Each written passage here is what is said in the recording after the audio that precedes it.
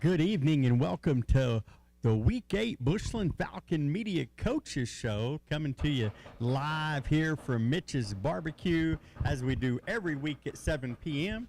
Tonight will look a little bit different because, once again, today's a holiday. You know, we had one earlier in the year on a Monday, and what we do for those is because of practice being early in the morning and wanting to give Coach Reynolds the afternoon off to spend with his family, because we know that not only does he value that, but we value him being able to do that. And there's such a unique little opportunity every now and then to get an afternoon off in the fall, because not only does coach football, but he also happens to be our athletic director, which demands a lot of time. And so we got to sit down this afternoon. So we'll hear my interview with Coach Reynolds here in just a little bit. You'll also get our local Legend Outfitters player of the game, Tanner Adams, joining us here in about 20 minutes. Tanner, man, he's had an amazing season, and it felt like it's funny. Chris and I were talking on Friday night. There were multiple weeks. It felt like by halftime and early third quarter, Tanner Adams would be he was in that conversation week after week, and it just seemed like every time Cade Gavinia would score a bunch of touchdowns, or Dawson Jaco last week would break the school record for total touchdowns, and despite Tanner having 4. And so this week it was very similar. Tanner took a big early lead. Cade Gavinia tried to close the gap with 3 touchdowns on the night, but Tanner Adams, 7 catches, 169 yards, 2 touchdowns, almost 200 yards in the return game, play some quarterback out there on the island as well, and just having an amazing season. So excited to sit down and talk to the fastest man in 3A. And we may talk a little bit of track with him. You know, Tanner was part of the state silver medal 4x1 last year. Didn't get to run the 100 meters just because of the unique way that UIL does it. And I'm a huge proponent of there should be some automatic bids or automatic qualifiers to regionals, because he happened to get hurt and miss. The 2 meets he missed were district and area, and yet here's arguably one of the top 3 fastest men in the entire state didn't get to run at the state meet in the 100-meter dash. But excited to see him healthy and on a football field, because he is electrifying, and we'll get to sit down and visit with him here in a bit.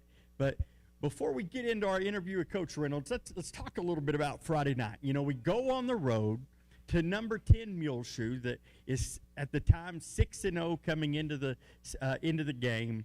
Coach Richards has that Muleshoe team, man, they're firing on all cylinders. I think they hadn't given up, but somewhere like 70 points on the entire season, maybe 80, averaging almost 50 points a game. And the Falcons went in there, jumped on them early, a quick strike from DJ to Cade Gavinia for a 55-yard touchdown. Falcons jumped up early, and then back came the Mules. You knew that they weren't going to go away quietly, and Sienez got a long touchdown run, made it 21-17. Their defense came out and got their first stop of the game. We punted the ball away, and just as it looks like they're driving to cut the lead to 7, Ty Purcell, quarterback, throws a great ball down the sideline, and like he's done multiple times this year, Ty Purcell just seems to come out of nowhere, picks the ball off, returns it, I think 85 yards. 87 would have got him a touchdown.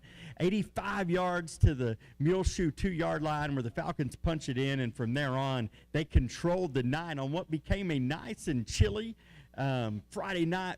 Really felt like football weather, but it blew in all of a sudden. You know, it was beautiful at game time.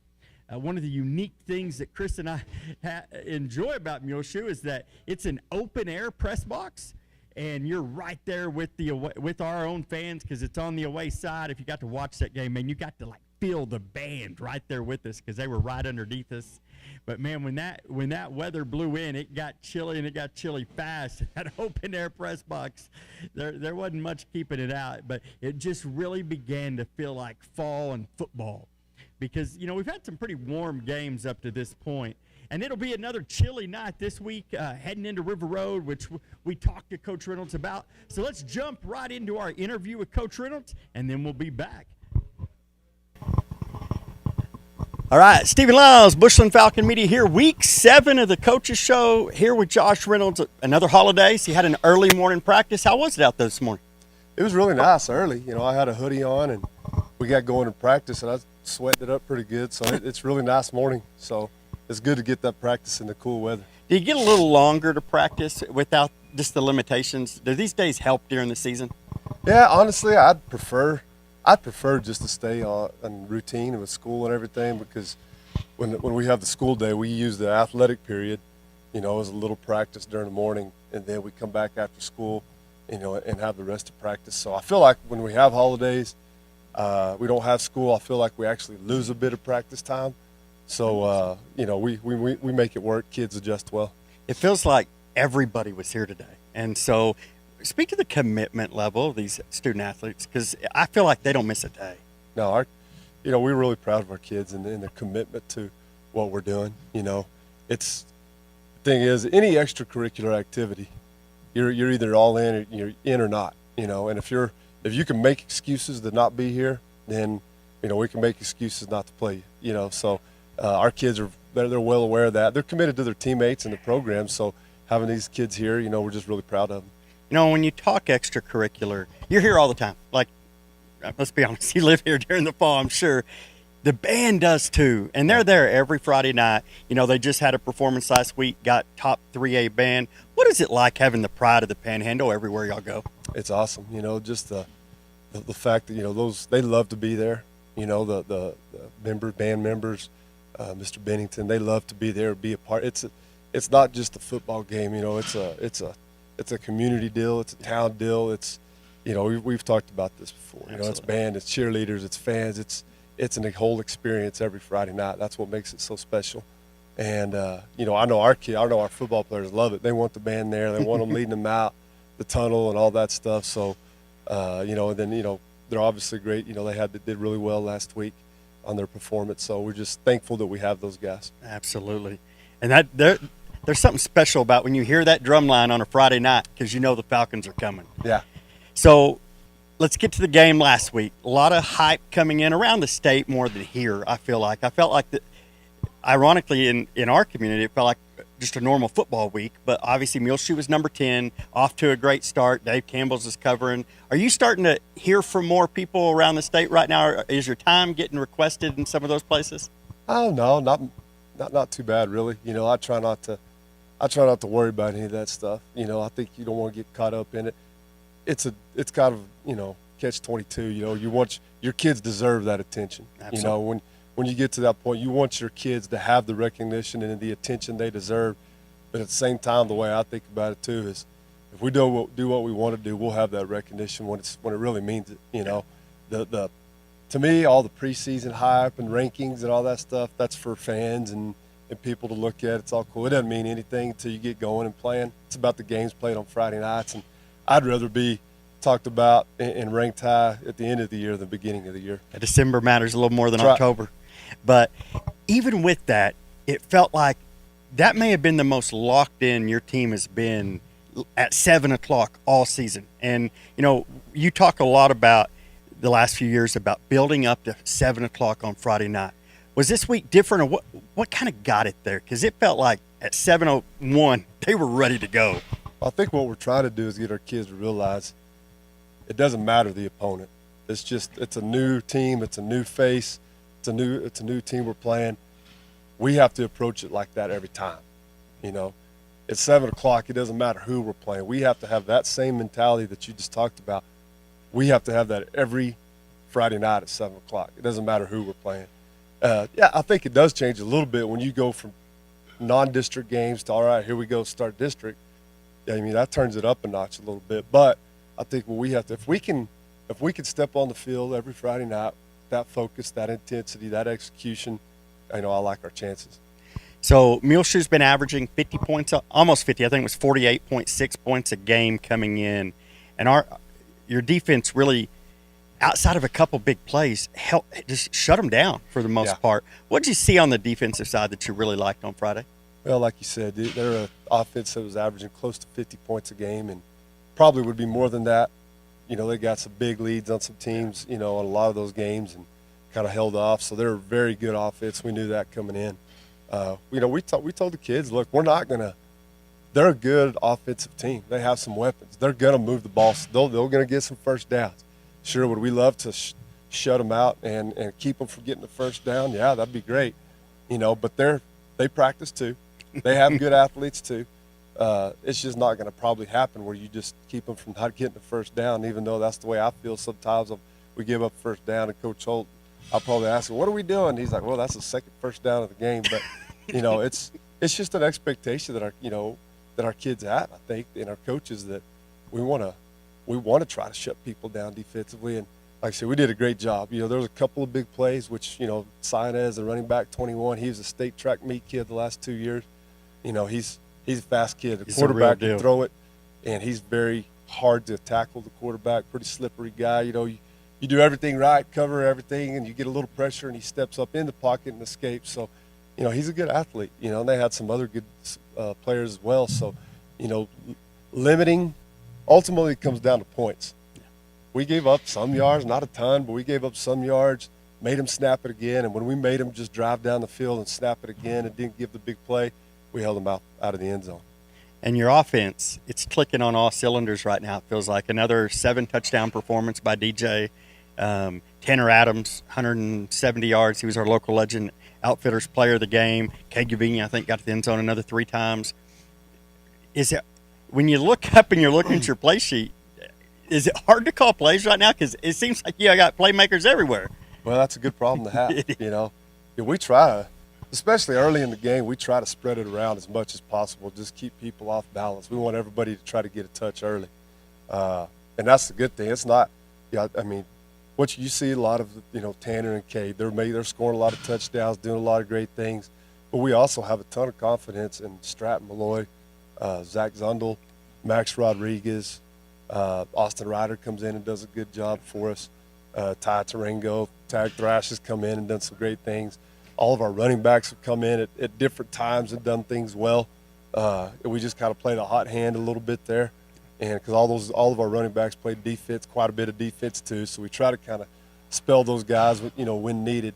And, it all works out pretty well. But, all that doesn't happen if your offensive line isn't playing well. Great protection, man. Good pass protection. I don't think we had a sack all night.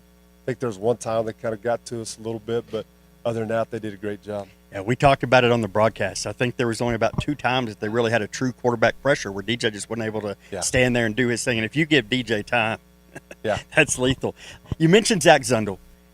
He real explosive last year, obviously coming off of an ankle surgery and rehab. How big is it getting another one of those weapons? Because, man, him coming out of the slot with that touchdown, that's just it feels like he's getting back to full health. Yeah, it really feels like you're getting 2 or 3 players back with Zach because he could do so much. He starts at corner right now. He can come in and offense, and he's starting to really, hit his stride, I think, right now, feel healthy. He's a good receiver. You can put him in the backfield. He's got great vision, a good runner. He can go back on kick returns, punt returns. He can do a lot of things. So you really feel like you're getting 2 or 3 guys back with Zach, and he's just now getting that confidence, so we're excited to have him back. And one other guy that seems to be back to full speed, number 5, Colton Reynolds. That one's probably a lot of fun to watch, but I think that may have been the best football game I've seen him play, period, Friday night. Yeah, it's fun. I'm so just locked in on what's going on. I don't see him all the time. When I do, he usually hears from me about it. He doesn't like it, but no, it's fun. Getting to be out there and share the field, just share all the memories that you get to go out there just with your team and your son being a part of that. It's just really neat. Feels like we're getting healthy at the right time, heading into week 2 of district. River Road coming to town this year. I had to think about that. Yeah. It's weird because I have a JV player, so I always at some point I go to every town during the season. But heading into week 2 of district, 1-0. Obviously, anytime you can be 1-0 in district, you're one step closer to your goal. What do you look for Friday night to take that next step? Well, we just want to take care of step 2. We just finished talking about that on the practice field. Step 2, step 2 doesn't have a name or face or color, the jersey or anything like that. Step 2 is taking care of us, just like it was step 1. We have to know your opponent. You got to know what they do and their tendencies and all that. But we're talking about just taking care of us week to week, getting better at we do, because no matter how good we play, just like Friday, we come back Saturday and turn the film on, and sure enough, even on some of the good plays, you're like, what are we doing right here? Why did we do that? So there's plenty to be worked on. We just keep taking care of us and getting better at the stuff that we do, and that's the main focus. We feel like that should take care of Friday nights. And speaking of Friday nights, it started to feel like football weather on Friday night, didn't it? It did. I'll tell you what, I had that hoodie on. It was a short sleeve hoodie on Friday in Millshoe, and I knew that front was coming in, and it hit right before the game. And I didn't think about it too much till about 5 minutes before half, and I was pretty cold. We went in at halftime. I put 2 hoodies on top of that at halftime, so that wind chill was a little cool. It was. I looked across the field, and, their coaches coach on top outdoors of their press box, and I thought, man, they couldn't wait. They and the officials, there was a timeout probably a minute before half, and they're still in short sleeves at that point, and they're all sitting there rubbing their arms, and you're like, all right, I think this bit a little harder than we maybe thought it was going to. I think it's supposed to be pretty cool this Friday as well. It is, and so starting to feel like football weather. Coach, great win Friday night. Felt like just complete, all 3 phases of the game, it felt like we're just clicking. Good luck heading into River Road. Thanks for taking the time as always. Thank you. Hey, enjoy your Monday night. That's right. Coming down. And we'll be right back after this break, and we'll have our local legend outfitter player of the game, Tanner Adams, with us. Whether you need a building to grow your business or you simply need more space for a backyard workshop, look no further than Tightwire Construction. Kurt and his team will get you the most out of your metal building and take pride in exceeding your needs with great customer service. To talk about your next project, give Kurt a call at 806-683-6842 or visit tightwireconstruction.com. And as always, go Falcons. Hope Choice is a faith-based, pro-life organization that assists women facing an unplanned pregnancy by providing free pregnancy tests, sonograms, educational classes, and baby supplies. Hope Choice is also helping young people and parents by taking a stand against society's influences that are threatening today's families. By offering free mentoring programs to young people ages 8 to 18, retreats, and character building presentations for students in the schools, Hope Choice is changing culture one heart at a time. Learn more about the mentoring programs, events, how to volunteer, or become a financial partner by visiting hopechoice.com. That's hopechoice.com. The Bushland Falcons are a symbol of excellence in all athletics, so when the Falcons take the football field, there is no room for error. Vanessa McDonald with Lyons Realty feels the same way about her job. As a real estate professional with almost 20 years of experience, Vanessa knows there's no room for error when it comes to your real estate goals. Fortunately, Vanessa's real estate experience, understanding of clients' needs, forward-thinking company behind her, and her love for the Bushland community all combine to form a winning team for her clients. So give Vanessa a call today for a free market analysis on your home at 806-336-7885. Once again, that's 806-336-7885. And as always, go Falcons.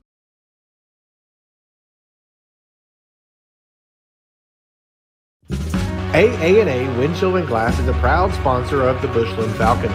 We are your one-stop shop, and we'll get it done right. We are a family-owned and operated business for over 35 years, and we specialize in windshield replacement installation and rock chip repair. We offer scheduled appointments in our shop, or we'll come to you with our mobile service. Call us today at 806-353-9119 or fill out our contact form at aawindshieldglass.com to get started. See clearly with AA&A Windshield and Glass. No one said living here was simple. They just said it was worth it. This land wasn't easy to settle. More than 30 years in business will teach you that. Her elements are fierce and forceful. Amarillo can take anything thrown her way. Your body shop should too. Loki's Body Shop, built for Amarillo.